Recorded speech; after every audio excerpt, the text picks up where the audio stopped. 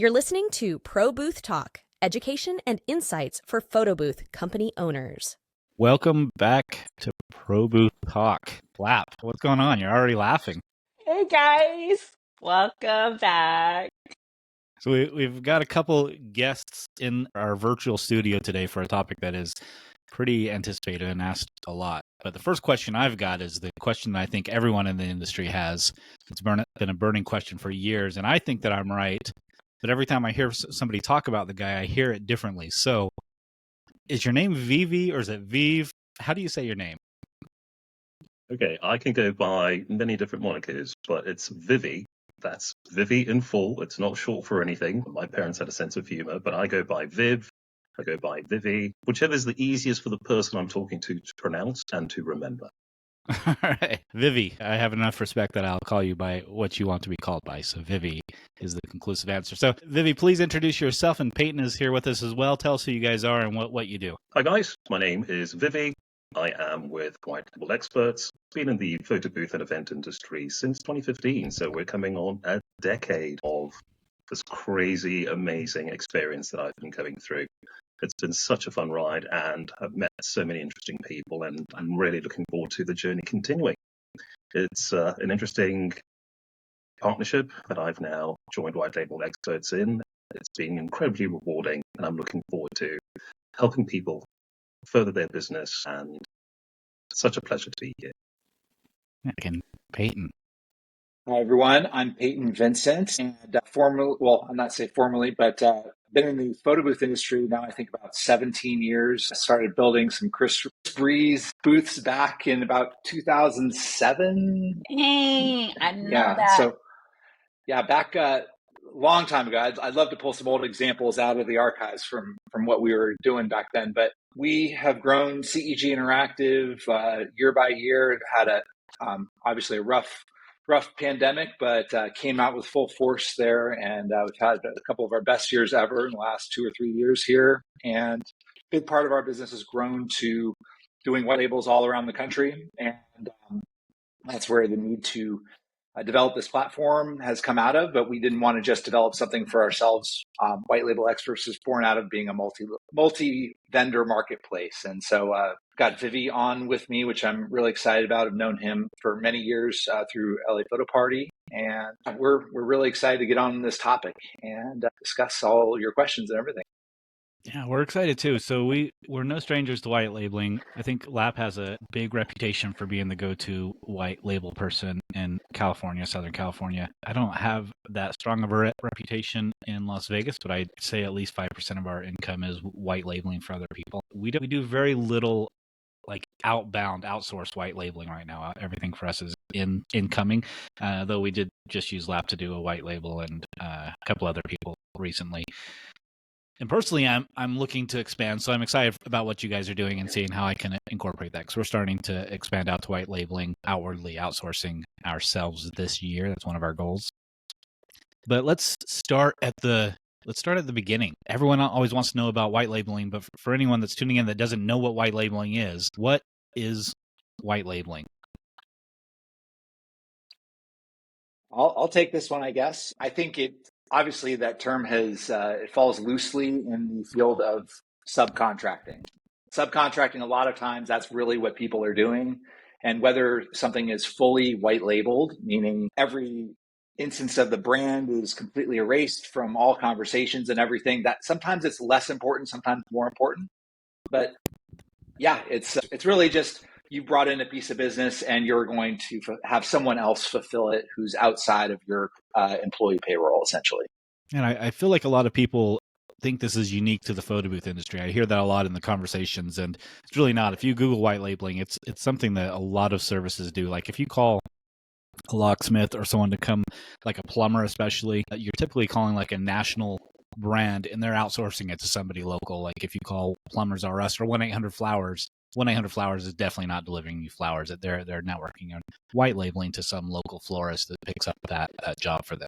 So it's extremely common, and the photo booth industry just does it too. Yeah, I see it as the main use cases here are typically, at least in our industry, one-off events are less important. It tends to be a lot more important if it's something like where you're arranging a multi-city tour and you have the same client representative showing up in every city, and they're going to be looking at, an Orca View 360 booth or a Moby booth, and really you're trying to present that perception that you have this true national presence and that every setup is going to look almost identical with the same standards of service followed in every single market, versus if you're just a one-off company and you've got a one-off lead in a different city. Sometimes if those aren't your potential customers per se at that event, the whole strict white labeling protocol might not even be as important, and maybe it's simpler to just refer the business along to someone instead of taking on the extra burden of white labeling if you don't really know what you're doing in the first place, or there's a lot of considerations. So every case is different. And that's what I've done for the past 10 years, really, is just pass those leads on to somebody else, unless we're actually going to physically fly out and be at those locations. But every now and again, someone would come along that had worked with us several times in Las Vegas and asked if we could do this job at, say, in LA or Florida or something. And the job wasn't big enough to justify flying out and bloating that contract. But I also didn't want to lose that client and introduce them to somebody else. So then it would make sense for us to do kind of a one-off white label. And that's historically pretty much all we've done is clients that we've already had that's already worked with us a number of times, but now they're in Florida and it's a one-day event, and it doesn't make sense to fly, so we would connect with somebody and white label it out to them. We also need to be mindful of capacity. Sometimes you fall on a holiday weekend, or perhaps it's a particular season, and as a result you get a lot of leads coming in and you are now at capacity with regards to what your company can handle in terms of the number of events, the number of staff you've got. That's also when it makes sense to potentially look at white labeling out a few of your events just to keep that business coming in, to keep it still under your brand as opposed to referring it. But you've just run out of capacity, either equipment-wise or staff-wise. And that's also when it makes sense to explore that path. Yeah, even on a local level, yeah, absolutely. Yeah. So the common question I get from people is like, maybe you guys can address this or answer this. When I've had questions from photo boothers, like what is the like what are the pros and cons? What's the advantage for like a partnership or white labeling for people in our industry? Like I feel like there's a misconception about like benefits. I don't know if you guys understand my question. Like, well, I I mean, get one example that I have to pull from is, I mean, we started shifting from being like a local service company to one that started really pulling in a lot of leads from other parts of the country about 12 years ago when we first developed our digital graffiti wall product that we had. It was kind of a one of a kind at the time. And yeah. Google started putting us in search results in many big cities. And so we were fielding inquiries like, okay, New York City, Miami, Chicago, South by Southwest, all these places that they wanted graffiti walls. And maybe it was only for a 3-hour event, but we essentially had, as Jason was explaining,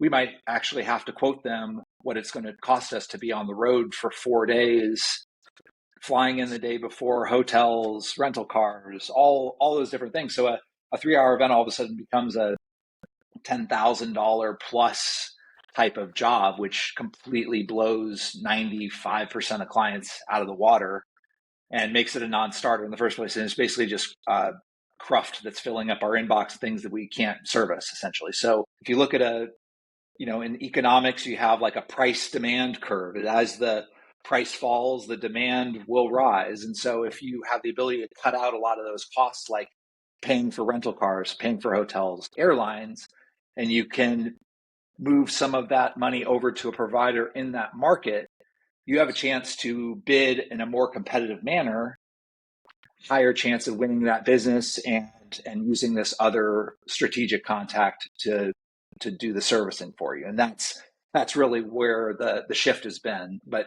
I'll cut it there. And there's some other points to add to that of why I think it's become more popular. But let me know if you want me to jump in on that as well.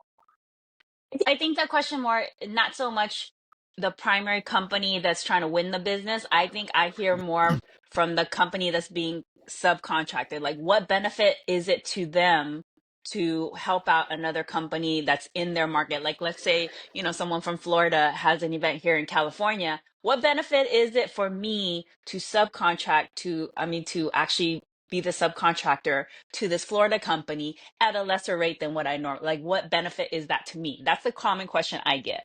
So, If I I mean, I may could step in on tell this you one as my well. own experience why I do it, and it's just to fill up my account. I mean, it's bookings I wouldn't have otherwise. So it's strictly income driven. There's jobs. But you mentioned price, so we'll hit that separately because that's a whole another question that I get a lot. But as far as like what the benefit is to me, it's dollars. It's events that I wouldn't have booked otherwise without these people. So I mean, when it comes And down to to your it, point, that comes in last minute. It tends to fill in the gaps better than taking up valuable space on your calendar months in advance, which I think is an important distinction too.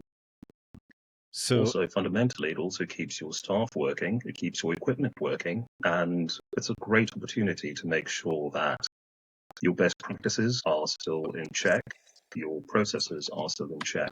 And as Jason said, it's dollars, it's money that you wouldn't have made otherwise. And even though it's at a lower rate, some money that is still at a decent margin is better than none. And also, it helps foster a better working relationship with other businesses nationally, because you don't know at some point when you could get a lead that you could potentially need to subcontract out. And it's great to have these relationships start to form, these practices start to form, so that everyone is on the same page and familiar with how it all works. So we'll move that right into pricing because that seems to be not only a big question but a big argument and debate. A lot of people are asking them to discount their services. Some people are steadfast about keeping their same prices. Some people even say that they should be able to charge more since they're not marketing their own brand. There should be a premium for using somebody else's brand, which is an insane proposition to me. But pricing, I mean, everyone's going to be different. You are losing a spot on your calendar, and that is your inventory. Your days are your inventory. So if you're so busy that you're going to be filled to capacity anyways, the white labeling is probably not for you because it should be a cheaper product. And we're very big on budgeting. I think we're going to do an episode on budgeting here pretty soon. So I know what percentage of each sell I have allocated for marketing and licensing and staff and all of these things. And I'm saving on so many of those things. The amount of time that I spend doing graphics, the amount of time that I'm doing the software setup and licensing. And that's another thing that I'll address in a minute because we deal with some white label people that are not white labels at all and want us to do everything. But a true white label, you shouldn't be setting up the software. You shouldn't be having any client contact. You shouldn't be doing the graphics. It's almost just like You staff just and show up equipment and rental, and deliver. that's it. Yes. So if you take all of those costs, like you should still be making the same amount of money or maybe even more, but not, on a dollar for dollar. Like personally, we charge about 35% less for our white labels, and everyone's going to be different. But that's where it makes sense to us because we know that there's a 35% portion of our marketing or our event costs that goes to licenses, our graphic design time, the time that we spend talking to clients, the marketing dollars that we spend to get each client. So we mark our stuff down 35% when we white label, but everyone does it differently.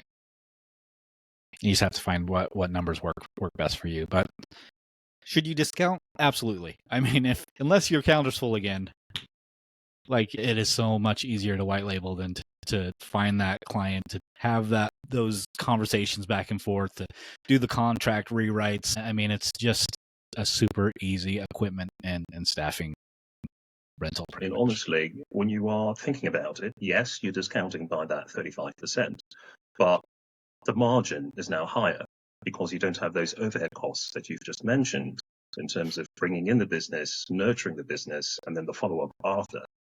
These are all costs that have to be factored into the event cost. And if you don't have to do that, 35%, yes, it's lower, but then the money you're making, the margin, is going to be much higher than what it would have been had you gone from start to finish, white glove, A to B. Yeah, and I it's feel just. like. Go ahead, Jason. I was going to just conclude that. Like, it's just a matter of knowing your finances and knowing the differences between your gross and net and what the actual job costs are. But what were you going to say? I was gonna say, I feel like it's just more in depth than that, you guys, because you guys are talking more like I think that works fine for like standard photo booths, but there's so much more you have to factor in. You have to factor in like not just your inventory of booths, because some people have like a limited stock of booths, but even if you have a ton of booths, even if you have 20 booths, 25 booths, 30 booths, if you don't have the staff, you have limited staff, you have limited dates. And I feel like what is being asked of you makes a big difference as well, right? So a standard photo booth, you're going to have a lot of people who can subcontract that job. So your markup or your pricing for that is going to be more level and competitive, because instead of like you being the only one that can deliver that service, 100 other photo boothers can deliver that same service. But if you go into more like niche services, like what you were saying, the graffiti wall painting or like light painting, not everybody can do that kind of service. You have it's almost like as if you're, like if you're doing business direct with a customer as well. Like that's such a niche service and it takes a certain level of skill to be able to deliver that you would not subcontract light painting for the same price as you would subcontract like a photo booth. I just want to make that kind of more clear. Like, because when Jason's talking Sure. about like a 30% discount, like I don't market light painting to my clients direct. So I don't even have a price for that myself. I just know that like in my mind, I know the value of what it is and the value of like the knowledge to be able to deliver it. But I don't market it or talk to my clients about it. So I don't even have a price for light painting. So on that, I mean, I agree with everything you said. Like Yeah. there is more knowledge and fewer people can do it. And for that purpose, my price point on that is substantially more already. So we still do a 35% markdown. The other thing I want to talk about is, have you thought about this markup during like peak season, like during December when you already like your availability is already limited, you still have some availability, right? So do you charge a premium over that during December? So both, I yes. think So you're we charge a premium on all our rentals, but we still do a 35% markdown for our white label partners, because so it is at a premium to them because we're already charging a premium. So they have a discount off our premium. But to me, just like the partner venues and stuff that we work for, it's important that we're fulfilling their needs. Like if we've got a company that we do a ton of white labeling for each year, and if we just said, hey, during December, we're not doing any white labeling for you, well, someone's going to. And maybe next year I won't do any white labeling for them. So I've got to keep those clients happy. If it's a one-off, you're calling me up because you have a job in December and I'll probably never hear from you again. I'm sorry, I'm not available, or I'm available at full rate or New Year's Eve or something like that. But if someone that I do tons of white labeling for, like You have a Nicholas, relationship with, yeah. yeah, I'm going to make sure his job is taken care of because we have that relationship, and I want to make sure he can depend on me and gets the level of work that I've provided so far. I think I Right. cut you off though, Peyton. What were you saying? well. I guess one of the key points that I think is like it would be a great insertion at the beginning of this conversation. Really, is everyone really should have their own self discovery of where they fall on this spectrum of white labeling. And Yeah. when I say spectrum, I mean all the way from someone who only receives events to someone that only sends them out on the other side. So I mean, CEG Interactive, my company, we actually are a little bit in from that. We're very amenable to taking on projects and helping out other people in our city. We've got a 3,000 square foot warehouse filled with photo booths and a huge payroll, and we have infinite inventory essentially. That there's always one or two more booths that could go out the door the day before.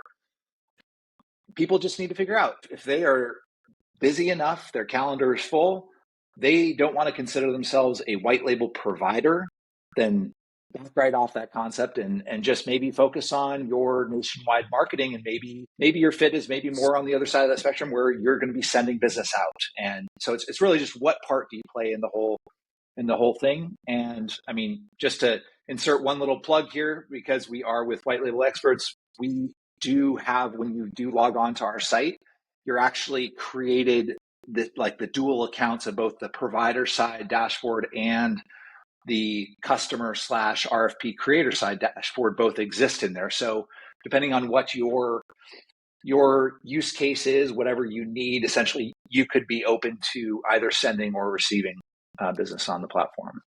So, Peyton, real quickly, you mentioned white label experts, but I think a lot of people may not even know what that is. So give us the quick spiel of what that website does and what it aims to accomplish.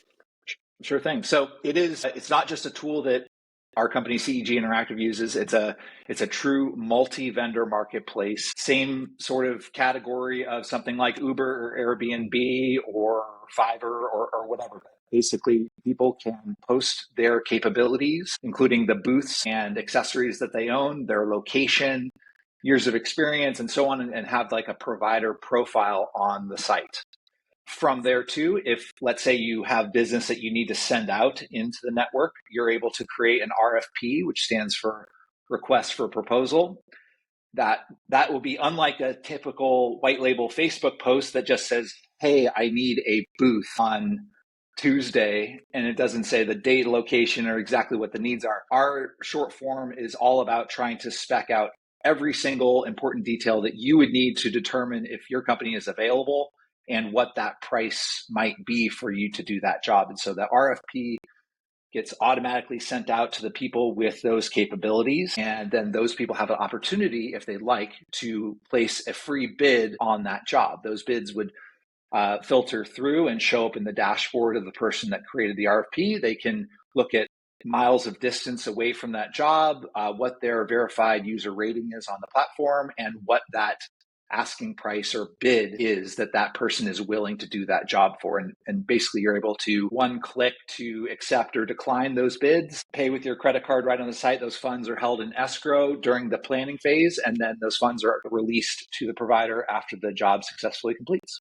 So it sounds like there's somewhat of a filtering system. So if you say, for example, you have a job in Las Vegas, it's only going to go to the companies in Las Vegas that have the proper equipment, or is it just going to be a blast to everyone in Las Vegas that signed up as a white labeler?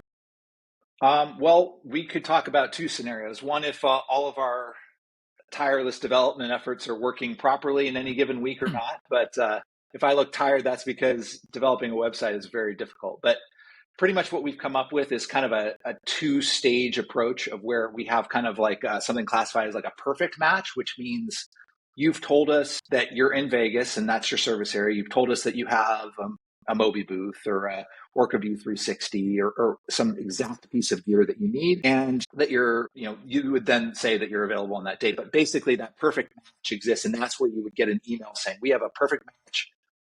We invite you to bid on this job if you want. There's no cost to bid. We also have a partial match filtering system, which isn't supposed to email people, but we realize that some of the email stuff we've been trying to work out in the last week or two, people have been getting contacted about out of area jobs, which we apologize for, but it is difficult to get it all working. But basically a partial match is something, if you're just kind of curious to know what's going on out in the market, you could log into your provider dashboard at any time and just kind of see, okay, this is just kind of a general activity flow of what other jobs are showing up. Maybe it's one state over or one town over, or maybe it's not the exact type of iPad booth that you have, but maybe you'd still want to, you think you're a good fit for it and you could place a competitive bid on that item. Okay. So as a provider, you're just logging in and seeing random jobs that are available and bidding, or else you're getting emails inviting you to bid. Yeah, ideally, we're trying to filter the experience. So it's really the relevance is important. And when we embark on our next big round of development in the next month here, there's going to be a lot that's going to happen on that dashboard page to really make sure it's not showing you anything past dates or things that really aren't feasible for you to directly service in your area. That is coming here. I'd like to also, if I can, jump in for a second here and just, to piggyback off what Peyton was saying. White labeling is also a measure of trust, because I understand, some people are hesitant to white label because they don't know if the person that they are hiring is able to achieve the quality standards that they are known for within their company. How can you vet and make sure that the people that you are going to white label with can rise to the standard that you and your company aspire to, right? So you can try vet all you like by going to their website, okay, what's your output looking like? That's a conversation that we always have to have. And it's a back and forth where people might not be able to fulfill the quality that you want. And I think this is a major thing that, white labeling has traditionally had as an issue in the past. So trust is very, very important. And this is where having a rating system like Uber and Lyft, where, you rate each other and go, yeah, that was a great experience, or no, their quality is fantastic. I think the ability to see that is also very, very important. And that's something that we provide as well. Just that little bit of peace of mind where instead of white labeling and going, hey, on Facebook, can anyone do this? And then you've got to sit through and try to understand, okay, does this company know what they're doing? How long have they been in business for? Is their output good? No, we've got a trust and verification system and a rating system where you can go, oh, okay, they seem to be doing all right. Now I can take this conversation further. And I think white labeling wise, that is so important to be able to trust the people that you're hiring and working with. And we try to facilitate that as well. Yeah, and that is definitely something you see on Facebook when somebody posts for a white label job and say Seattle. Literally anyone in Seattle, whether they've been in the business for 10 years or 10 months, are going to say, I'm in Seattle, I could do that job for you, regardless. Even if someone says, I need someone with a Moby booth in Seattle, you'll have people saying, I have a mirror in Seattle. Do you have anything for me? So it could be definitely frustrating. I've never been on that end, but I feel people's frustrations. So when you're, go ahead, Peyton. I was going to say Zach's favorite quote of "Fly me, Daddy." He'll go anywhere. So for companies who are looking to white label out jobs, what types of things do you guys recommend that they look for when they're vetting these companies that are like, putting in bids? Like what should they be looking for? Well, given that we do have a verified review system built into our platform, what we are trying to do is we're trying to figure out how it's a chicken or the egg problem with whenever you start a marketplace. There's bringing providers in, bringing customers in. How do you get them to work together in as friction-free manner as possible? Start building that review base. Obviously, we all have very established Uber and Lyft profiles because we've been using this for years now, and it's very easy for a driver to see what kind of passenger you might be. We're encouraging people to go and check their Google reviews, look at their Instagram outputs. We are not masking the identity of these companies when they bid on your job. So it is not like a hot wire thing where you're booking a mystery hotel room. You actually know the name of the company, and you would be able to, if someone does bid on your job, you could actually engage in platform chat right there through the website and start asking clarifying questions of figuring out, okay, exactly what type of booth. Is it a newer iPad or is it some old iPad Pro with a home button? Because the camera quality matters, all those things. And then the other thing too is really, if you're working with someone that you've never worked with, maybe the review rating isn't there and you're just not sure. We've done nationwide tours before where we just weren't really sure what kind of output we would get. So we did a dry run day a couple days ahead of the event, got them to set up their whole 360 setup. We needed someone that had an OrcaView 360 XL. That was like the only person in North Carolina that we found. And we were able to pick out. What's that? They set up before? You got them to set up before the event? We did. Yeah. And I mean, we paid them good money to do that job. And it was like, but the things that we discovered during that dry run call were, for one, they had their giant 360 company decal permanently affixed to the platform. And they were using the front-facing camera on their iPhone and about 4 or 5 other key things. We were able, in less than an hour on a video call, we were able to work through all these details, give them our company's own best practices. I mean, you could call it a secret sauce, but if you want to say community over competition, we spent a great deal of care and effort upskilling that company so that they could do a 5-star job for our client in that market. And they on paper ahead of time, it did not look promising, but we got a 5-star rating out of that client. And this is a client that saw us already in 15 prior cities by people that we use for white labeling all the time. So we gave them, part of our job is being a good instructor, and it's not going to fall on someone else like the 360 platform manufacturer or the SnapPick chat or anything. You really do need to take ownership over the jobs that you send out into the network and make sure that you can ensure beyond a shadow of a doubt that you'll have that quality output, and that, just like you would with your employees. So if you could give like 3 questions that you feel like someone should be asking a prospective, like 3 questions that you feel like are pretty important I would while say, qualifying? well, qualities I would look for in a person. I would look for, are they trustworthy? Are they dependable? And are they trainable? I think those are probably, do they care about, are they a caring person that's going to care about the combined success of the project, essentially? And if they're trainable, you can spend the time to train them. It's just like a new employee that you bring into your own company. Are you just going to bring that person in the door and send them downtown to the biggest hotel in town alone with a booth they've only laid eyes on once? Probably not. Like, it's going to take a nurturing process. And I think some of that exists with vetting and figuring out who you'd want to use in a white label space as well. If I may piggyback off that, Lap, and if I were to, Peyton's got some really, really good points there. Prior to even, engaging on that, I would also ask, one, have you white labeled before? Two, what are your expectations in terms of rate? Have you factored in every single cost that you have prior to your bid? That way there are no hidden surprises, no hidden costs. Everyone has everything on the table. And then three, what's your turnaround and output time? When it comes to executing the event and the event being done, I would like to make sure that all the deliverables that we need to deliver to our client are going to be available and coming through immediately after. Jason, what is happening? Sorry. Sorry, everyone. So today is actually my birthday, and this just got delivered to my office. Anyone that's on Hey, there we watching. go. Happy I'm not sure birthday to where this came from yet or who it's from. Happy That's hilarious. birthday to you.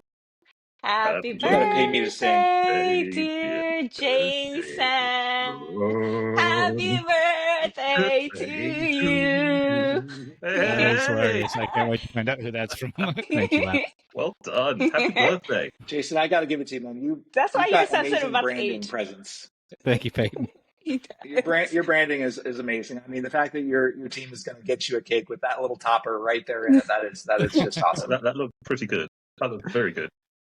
I have been working slowly. Altering my brand a little bit, just the name portion from Smash Booth to SB Interactive, and that largely was inspired by the name of your company, actually, Peyton. Because thank you.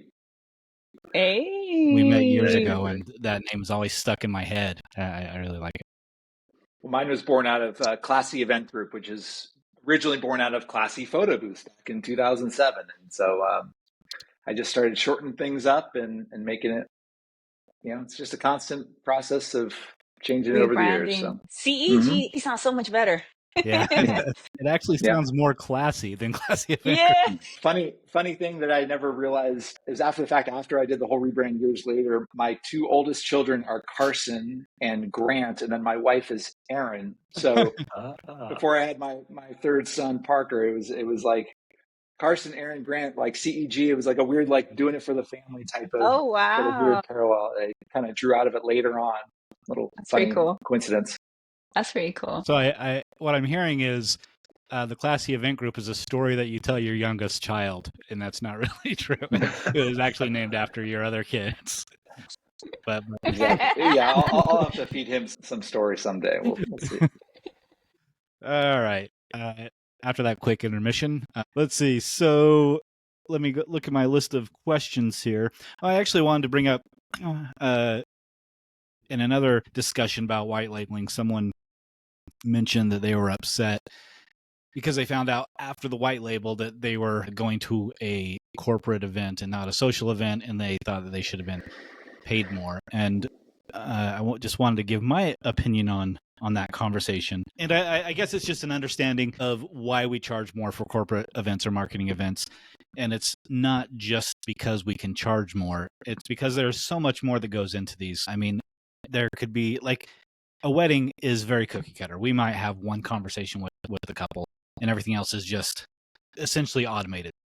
Where if we book a marketing event, we may be talking to teams of people, like a call like this with 4 or 5 of their board members grilling us. We may have calls with their attorney there, maybe contract negotiations and going to our attorney and having our contracts rewritten. There's a lot of things that go into a lot of marketing events that a white labeler doesn't experience.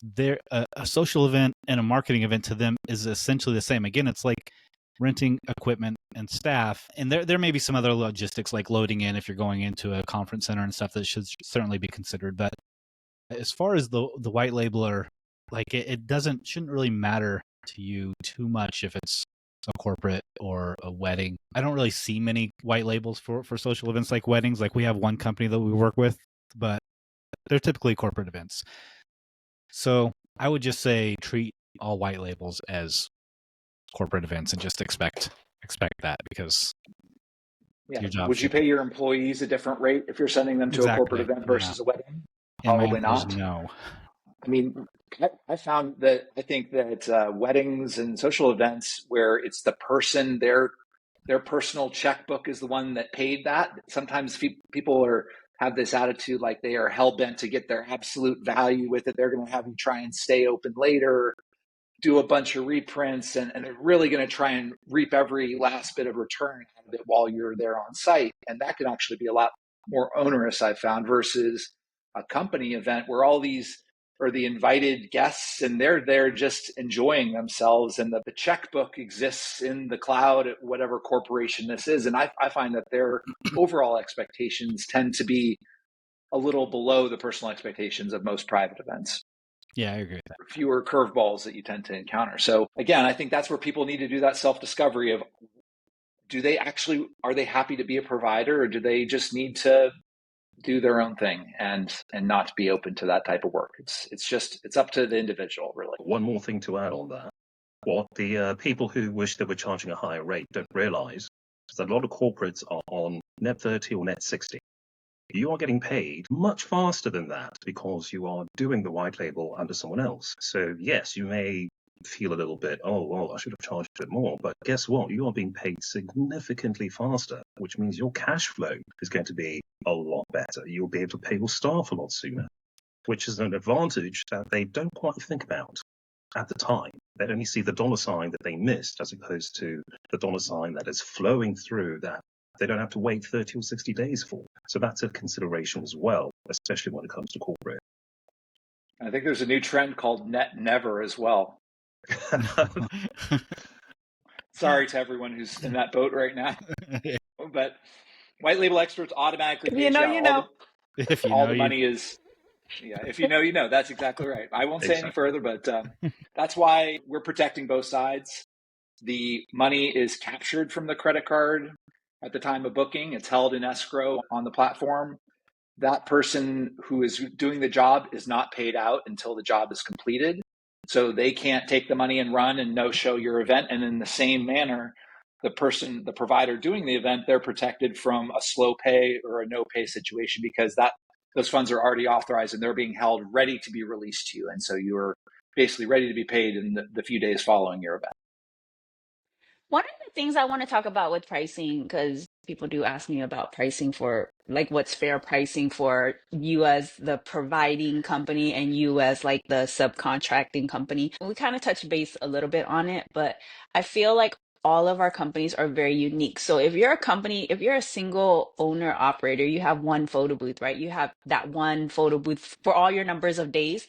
And if you're not busy, then it would be worthwhile for you to take on a white label at a lower rate depending on what that budget is, right? But if you're a single provider, you have one photo booth and you're constantly busy throughout the week, then your chances of booking that date is a lot higher. So your white label rate might be higher than the other person next to you. You guys both have the same circumstances, but one person's busier. So you have, what is that called? Limited resources, limited inventory, or like it's what's that supply and demand cost what is that, cost of opportunity cost, right? So even though you have that date free, if you take on this white label, and I can't stress it enough, if you agree to take on a white label, do not take on the white label and then take on your own event and cancel your white label.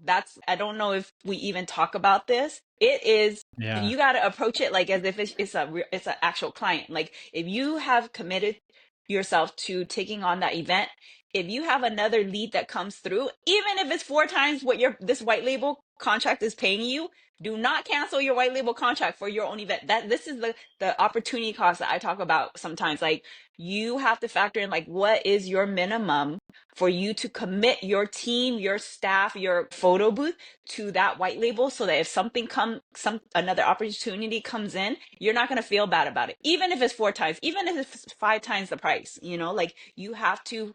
And it goes back to Peyton saying, you have to really visit where you want to be. You have to analyze, like, where your business is, what you're risking when you take on a white label, because it's not just like guaranteed free business coming your way. You are risking your own opportunity if you have limited inventory, limited staffing. And today you might have the 7th open and the 6th approaches and all of your booths are booked out. And they might be 5 of them might be booked out to a white label. And if you have another lead that comes through, like, that's things that you have to factor in when you're thinking about pricing. You can't just think about that one project. You have to think about, like, what is this going to cost me if this is booked and I have no more booths and I lose one of my own clients because I committed to this. So there's pros and cons to both that you have to weigh out. And if you're new to white labeling, it's going to be a little bit overwhelming while you're trying to figure out pricing. But all it takes is that one time when you have to turn down one of your clients because, like, especially if it's something very niche, like if it's trading cards or if it's like light painting, someone else, it's harder to have that fulfilled by somebody else, like to white label out your own event because you already committed to a white label. And I've done that. Like, you have to think about, like, how much is this worthwhile to me? And every company is going to be unique. I know, Jason, I think it's awesome that you have like a percentage, but then you have a whole staff too. You have a whole team. Not everybody has that. There's a lot of single operators in our industry. Oh yeah, definitely. And I think that's a lot of people that are listening. Yes. And I can't stress enough, like, Jason has very structured 30% off of his rate, but you as a single operator, you're talking about your own business, that your one booth, your own business, that you are committing your one booth to a white label at a lower rate or even the same rate, wherever you're pricing your booth at. And one of your own clients comes to you. You got to think, like, that one event, sometimes it's not that one event. It could end up being an entire contract. It could end up being a brand new client that ends up being like a 5-year contract with them. There is an opportunity cost when you're taking on white label. Opportunity loss. Yes, I can't stress that enough, because it's not just free business for you. It's not just that one event. Like, you have to factor in, like, if this is worthwhile. And I know, Peyton, you touched base on that. Like, you got to decide where you want to be on that and, like, what it's going to be worthwhile for you to take on that commitment. Yeah, I think it kind of comes down to reputation management. I mean, people who transact on Facebook with a one-off person that they might not ever work with again, if they're of a lower moral value, they might not value that bond and that commitment that you're talking about as much. A good parallel would be, you think about a modern day taxi driver and how you might act as a rider, or how you might act as if you were a taxi driver, versus getting an Uber and you've got 5 or 10 years invested in your 5-star rating as a passenger or as a driver. You are not going to be getting into the back of an Uber, talking loud on your phone and yelling out the window and slamming the door in an Uber, versus what someone might do in a taxi cab. That's a completely different thing. And the same thing with taxi drivers, who traditionally tend to treat people not very nicely and demand, that they can't pay with a credit card, or just all the hassle that you get out of that. What we're trying to make white label experts into is sort of think of it as all those transactions that you do on the platform all culminate in making it like your best customer or your best provider, because those verified reviews are going to stack up over time, and you wouldn't want to risk a really bad review because you bailed out on someone last minute or showed up late, didn't bring your A game to that event, or somehow let that other person down, versus what could happen, in the darkness, unknown on Facebook, of 2 people working together behind the scenes. So that's part of what we're hoping to do, is you build that reputation and it's out in public and it's reflected in your verified review account. Yeah, that's really important. And if someone's going through your system, that review system is in place, and that's great. And someone's going to ruin their reputation if they bail out on a job. But even if you're not on that system, if you're not using the White Labels Experts website, I promise you, all these major brands that are all white labeling, they're all friends. They all talk together. They all have private Facebook groups. Like, I promise that everyone that is white labeling will know that you bailed out on a white label job, and you will completely ruin your reputation, and you won't be used Yes. anymore. Yeah. I think also we need to be mindful that a lot of people aren't quite sure how white labeling works entirely. I mean, to speak to Lab's point, where they don't understand what the opportunity cost is because they don't quite understand where their business is, where their business model is, where their margins are, and what their busy season is. So perhaps if it's a busy time for you, should you be making yourself available capacity-wise to white label, knowing that that client could make that call? And I think Yeah. education is so, so important for people to be able to make those decisions. And a lot of people have questions that they are afraid to ask, or they just don't know what the best practices are when it comes to white labeling, because there are so many nuances. It could be, is it a subcontract or is it a white label? Am I able to do this versus that? And I think education is such an important thing. And there isn't a very good education system or course or curriculum that's happening right now. So this is something that we at White Label Experts are also looking to change. We're looking to offer a free masterclass to people who are looking to white label. And I think education is such an important part of the industry, the white labeling concept and the photo booth industry as a whole. Otherwise, what are we doing? If you aren't constantly learning, you are stagnant. And if you are stagnant, how is your business supposed to be growing? So that's something that we need to keep in mind as well. I think education definitely is important, especially with white labeling, because it's not discussed. A lot of people are very confused about like what it is, what the fine print on everything is. I think that for me, I feel like communication is probably the biggest thing that I want to stress, like, because everybody sees white labeling in different ways. White labeling really should be like what Jason was saying, like you as the providing company should be handling everything on the back end, all the assets, creating the event, programming the event, testing the event. There is some gray area because it sounds like, Peyton, you do it too. Like there's some where you collab with them too. Like you're able to do something that they might not. So you might collab with them. That's a little bit more involved. We're not even going to get into that. But generally, you as the subcontractor, you should just be showing up and delivering, executing. That is your job as the white label subcontractor. But there's a lot of like gray area where there's some companies that you're going to be working closer with them. You're going to be more involved. That should reflect on your price that you provide. But clear communication, because there's so much confusion. Like I've heard of people who like white label out a job and then they're like, oh, we need you to come set up 6 hours early. And then, they call me like, hey, Lap, like, what do I do? Do I charge them extra?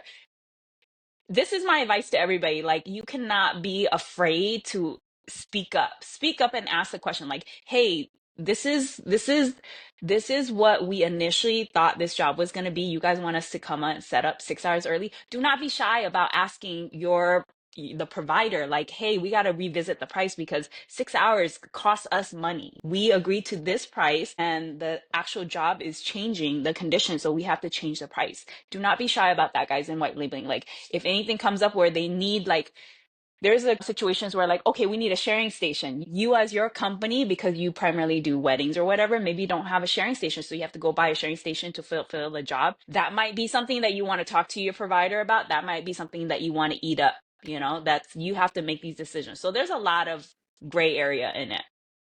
Those And are all expectation management. the first questions we're asking in the RFP process is how many hours early do you want them there? That's like a key feature of that whole price discovery thing that must take place with every bidding and RFP approval process, essentially. Yes, that's great, but initially when you have clients, they tell you they want you to set up a certain time, and then the day of they end up like, okay, we want you to set up the day before. This type of stuff comes up, and as a subcontractor, you got to be able to voice your concern. It does, and like, it comes up with people that I've been white labeling, that I white label with consistently. People that I white label with, 15 to 40 times per year. They'll reach out and be like, hey, we actually need people to be on site for 3 hours before this for a walkthrough. Well, my staff has to be paid for those 3 hours, and they're not going to write and say, so if you need to charge extra, that's fine. But they know that you have to charge extra. So don't be afraid to say something. Like, if the client reached out to them and told them that they need to be there 6 hours early, I promise they're charging the client more as well. So you also need to be charging your client, which is the white labeler, more as well. Yeah, but I hear a lot of people who are like doing the subcontracting for the main company, like they feel some kind of way about like approaching and asking about it. Do not feel any kind of way, guys. Just like reach out to the company. You guys have to have like a strong working relationship, and it's just like if you have staff, like if your staff is not doing something right, or if your boss is not doing something right, you guys have to have that open communication. Sometimes they're awkward conversations, but that's part of like white labeling. You have to have that trust. You have to have that relationship where you have open communication, because there's going to be points where like one person drops the ball, somebody has the wrong information, there's like a mix up, and you got to just be able to talk to each other about it. I feel like that's really important. That goes right into like the trust of like you having trust with the company that you're working with, the one you're subcontracting for, and the one you're subcontracting to. Agree. It should never be a nightmare scenario where you as the person providing the service ends up at a loss. That defeats the point entirely. This is meant to be you making extra margin based on capacity that you have and that you wouldn't have used anyway. So if you're now taking a hit on that, then you really, really have to examine, one, what went wrong, two, what was the qualification process like? Where were the expectations? Why weren't the expectations on the same playing field? Because expectation management is so important when it comes to white label on both sides, because both sides need to be on the same playing field. I know what I'm expecting. I know what I'm going to be receiving. And if there's a miss there and someone ends up losing money as opposed to making the profit that they were supposed to, now we have a fundamental issue, and now we need to triage and figure out what went wrong, because that's just as important as trying to figure out what went right. So I guess one of the things that we really are trying to do with the platform specifically is, as we all know, with our photo booth rental contracts that we would send out to an end customer, many of the terms in that contract are meant to favor us as the photo booth company in a case of some unintended circumstance. Same thing when we work upstream from us and some marketing agency wants to send us a sales order with a bunch of onerous terms. Usually we're giving away a lot of terms that we would otherwise have in favor of us. We're giving away to that upstream client. What we're trying to do on the platform is just in the same way when you get on or when you get in an Uber, you're not signing a transportation agreement with that driver when you get in the car. Both sides are working under a unified terms of service that balances everything out in favor of both the provider and the customer in the relationship. And that's what we're trying to do, is we're trying to set an even playing field so that it's a level of consistency. So education and consistency of the terms of service to favor everyone equally and make it just easier to formulate price, and everyone has clear expectations.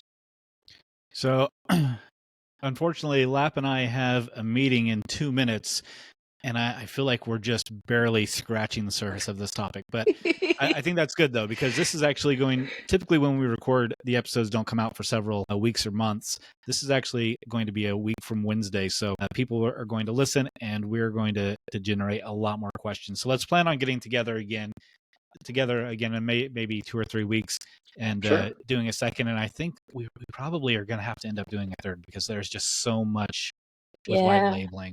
Like I have a Like list of questions here, and I only made it through. we haven't even scratched the surface with it. So, well, one thing maybe we could ask in return is, as Vivi and I go down this path of trying to develop this masterclass, again, there are certain software companies and there's certain hardware companies that have spokespeople in their organizations that have created very, brand-centric versions of white label, discussions and education. We're trying to create the completely software and hardware agnostic version that will be free for everyone, and you don't have to be a member of a marketing group to take this class and learn proprietary information. We don't consider the white label topic to be proprietary information. We want that knowledge to be collected, agreed upon, and put out to everyone, essentially. So hopefully you guys will help us and spread the word that we want leaders in the industry on both the provider side and on the customer side to really share as much as they can, so we can come up with that unified approach and teach everyone. Lap and I are both all about teaching and passing on that information. I mean, that's our entire platform here. Certainly, Lap and I aren't being paid for getting together every week. And I did just get a message from our 12 o'clock meeting that I asked about 20 minutes ago if we could run about 15 minutes over, and they did just answer. So we've got about 15 more minutes. If there's anything important we want to cover on this first section of this white labeling. And I think one thing that we didn't clearly discuss is what white labeling is. We kind of scratched the surface, but I feel like, because I've got some people that reach out to me and we work out a price and we're going to white label, and then they want to put me in touch with their client to act as their company, or they send me the graphic demands or whatever. So, and we even have like some venues that want us to, they call it white labeling, but we're just doing their all the work. Yeah. That's not, maybe we're acting as that company. So I guess in some essence, it's some level of white labeling, but my 35% is strictly like, if you're doing everything and we're just showing up, like Lat mentioned, like, certainly there's the opportunity cost that you're talking about. Like maybe I could book a much larger job, or I could book a job that could last years with a client that comes back here every year that I'm missing out on. But as far as dollars, I'm not missing out on anything because of that 35%. Like I'm netting the same. My gross is lower, but I'm netting the same. But you also have a whole team, I'm saving costs and whatnot. So that's, most of the industry is not like that though. Sure. Yeah. So I'm fine with that. But if you're white labeling for somebody, they should be doing everything. You should be logging into their software. The graphics should be done. The event should be set up. I mean, I know some softwares don't allow that, like Darkroom Booth, and they may need to send you over some files or something like that, but it should be very, very minimal. So certainly make sure, like, if someone's reaching out for you to white label, that all you're doing is showing up and providing. One question. But there's gray area. There's still gray area, and you have to sure, there's always gray area. Yeah. I mean, we can't address every single scenario. One question I had for you, though, Peyton, you mentioned reviews a couple times. So I'm providing service for somebody and they can review me. Can I also review them on your site? Yes, both parties cross-review each other, and both reviews are hidden behind the scenes until they're both ready to be released at the same time. Yeah, I love that, because there are some people I've worked for that have not been great. Well, not me. Yeah. No, not you. You were great. Well, I didn't work for you. You worked for me. That's true. Yeah, we are trying to, we need to build our provider base up to a certain level. We know that every single provider that's on there now is not going to be a 5-star person, but it's just in the same way everyone's allowed to create an Uber account. Everyone gets a chance, right? So if they're at least trustworthy and willing to learn, maybe they can start that educational building block process of upskilling and going from good to great and being of service to the community. The narrow margins that we're trying to charge to operate the website, we don't have like some all-in guarantee where we charge you 5% and then we're willing to place our name and give you a full refund on your event if you have a no-show. That's not the department we're in. We're basically the technology that helps with the matching and really helping drive the transaction of helping you come up with a competitive price for the job, essentially, and manage that reputation. Those are the key things that we're trying to focus on. So 2 things. One, since it came up, what are you charging? What side is paying? One side, the other side, both sides? We have it it's even split. So as far as strictly for the marketplace, it's 5% per side. So if it was $1,000 job, there would be 5%, which is $50 upcharge for the customer, and $50 removed from the provider. And then the only other thing that we have in play too is that the credit card companies take their piece too. So there's an additional 3% removed off of the provider side. So effectively 8% off the provider side and 5% added to the customer side. Okay. Yeah, and that is only applicable when a match is actually made. There's no cost to be listed on the site or to create an RFP to bid on a job, unlike other sites like Thumbtack or Bark, where they're trying to pay for leads and you just have no idea how many times that's been blasted out to people. This is only if we actually find you a provider or get you work, essentially. Okay. And like I've brought up a couple times, like the net and gross, like don't lose money white labeling. So hearing that, of course, if you're going to be on that site, increase your prices by whatever percentage to make sure you're not losing money. So when you're using white label experts increase your pricing by 5% or whatnot, always make sure that you're still netting the same. Whatever your costs are, adjust them. So not only should you decrease your price when you're saving money, but you should increase your prices when you're paying more money. Very, very basic. So the other question that came up from that, or not a question, but a suggestion for you to look into later, because whenever you have like a car rental or anything, they say, hey, do you want to pay $20 for insurance on whatever? You may want to consider doing a event, not necessarily insurance, but we guarantee your white label will show up for an extra $50, and if they don't, we'll refund your or whatever percentage. Because I think a lot of people would pay that, and I think your side of paying that out would be pretty minimal. But that's all. This isn't something that we are close to implementing yet, but I think that having the right support network in place of, for the provider's company, do they have a person within the company that's monitoring that event and could be an offsite help who's at a computer or who can help solve problems for the employee that's out in the field?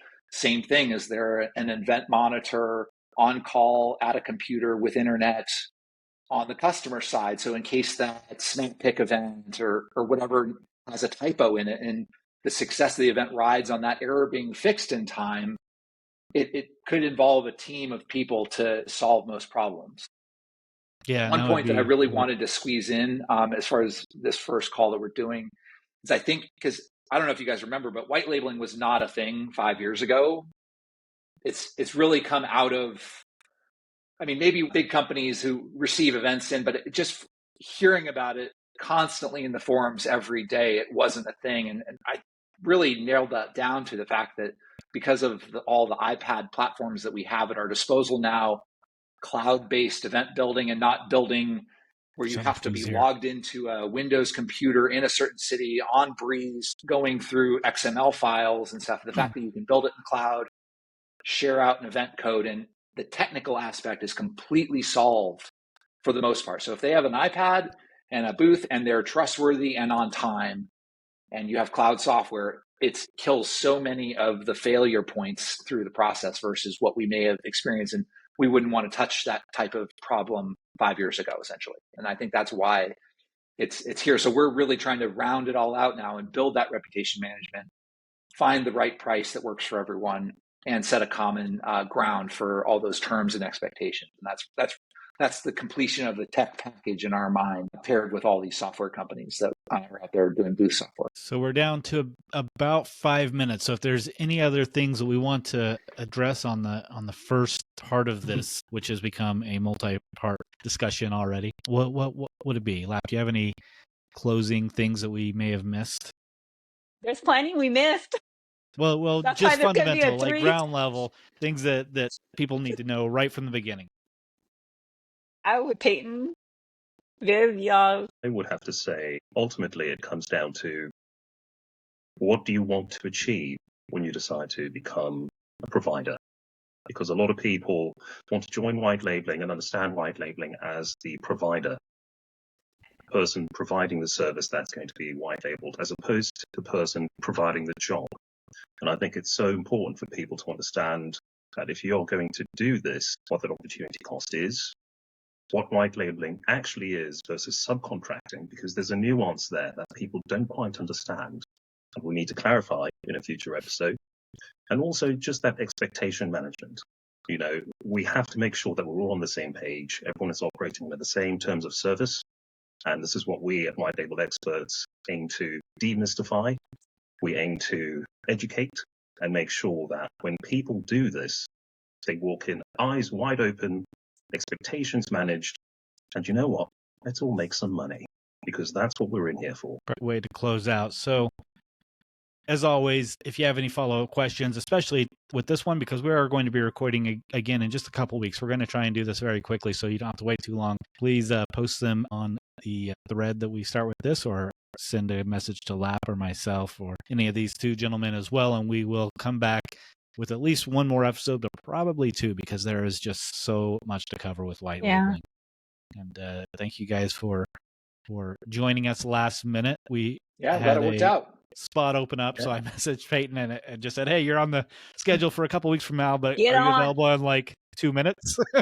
Now. And both Well, made it I love on. how So you guys chose Friday as your recording day, right as the weekend's about to kick off. You it guys are just typically really isn't. doing it to Right. us. We normally don't. So we're meeting with Ursula and Sammy about something completely unrelated at noon.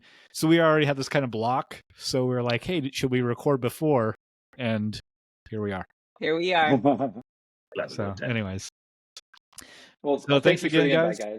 We'll chat again soon. Thanks very much, guys. Just Amazing. hang on. Don't jump off too quickly. To keep the conversation going, join our Facebook group, Pro Booth Talk Community. If you enjoyed this podcast, consider showing your support by subscribing, liking, reviewing, or sharing this topic with someone in the industry.